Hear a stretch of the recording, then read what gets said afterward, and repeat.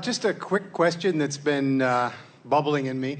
You have said that we are not the most technically advanced civilization that has been on the Earth. And I wondered if you could elaborate a little bit for me on that. In order to do that, we want to lay out a little bit of a basis and offer some clarifications and maybe some qualifications before we go there. Because this is the most important thing that we want you to take away from this gathering. This environment, as it is now, is the most leading edge environment.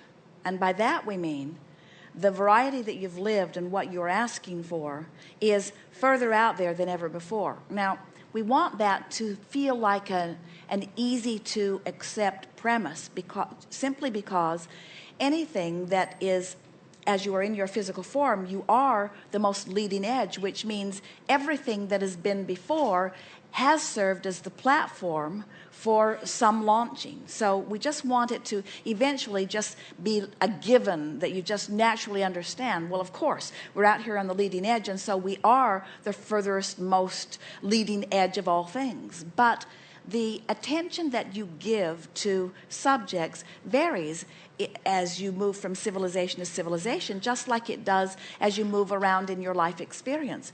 Have you ever known yourself or someone else to be particularly interested in one aspect of your life for a while, and then somehow you just sort of lose interest in that while you begin reaching for something else? So what we mean by that is that there have been civilizations that have been more interested in things, for example, people often talk about the fast-moving technology between the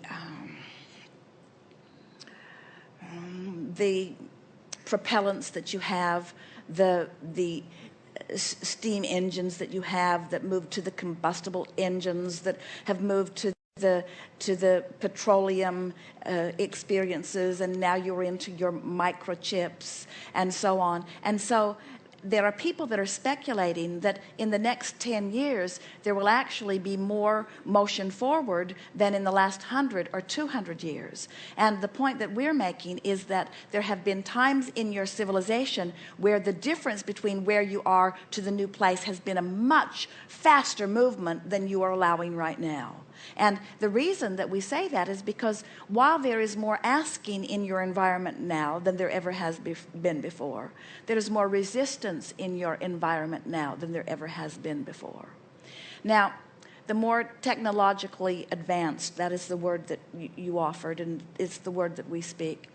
There have been civilizations that, while they were not as involved in the precision in terms of action as you are now, they were greater understanders of the vibrational core and essence. So they were using the power of their mind for the accomplishment of things, where in your environment today, those of you who attempt to use the power of your mind are really considered to be the oddballs. And while the scientists insist that everything be provable in tangible form. And so that's really what we are talking about. There have been civilizations before you now that were not nearly as action-oriented, who were much more tuning into the vibration and the power of the universe, who were getting results from that. Well, just one little addition to that. Some other things I've been reading that seem to indicate there's been very advanced civilizations possibly on the moon and on Mars as well, and I wondered if you could speak to that. I mean, those are the only two places we've checked out. Well, there are many civilizations in the process of becoming. There is nothing within your sphere of seeing now that have come and gone. Everything that you are viewing now is still in the process of becoming. I'm not quite sure I got that. Well, we'll take another run at it because we really want you to get it.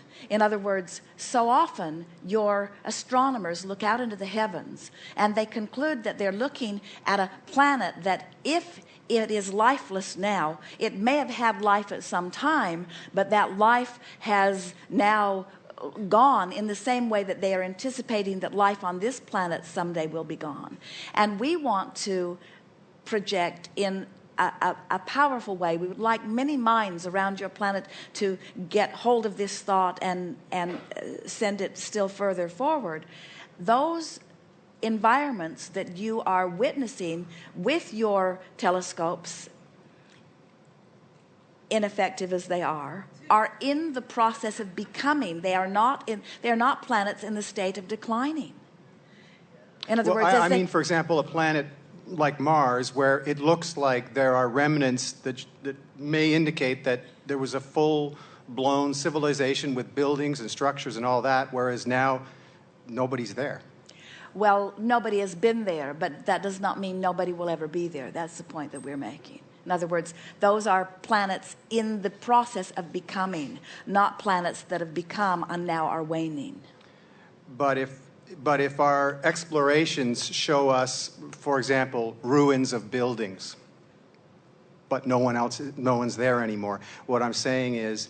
well, that would indicate that someone was there. Are they finding ruins of buildings? I think so, yes. I think so.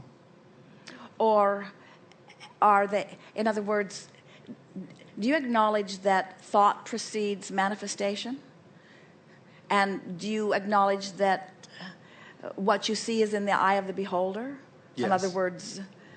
well, within reason. I mean, if something physical is there and shows that it was not natural, that it was an artificially created thing... then we'd have to give that to you. Right. And when that happens, we will. Okay. We'll leave it there for now. Thank you.